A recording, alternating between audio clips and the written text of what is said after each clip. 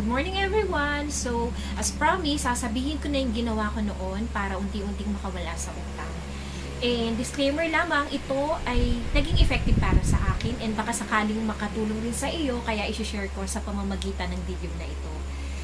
Step 1, unahing bayaran ng utang na may malalaking interest. So, during pandemic, nagkaroon kami ng financial problem dahil sa medical crisis, and that's the time na nagkaroon ako ng mga realizations.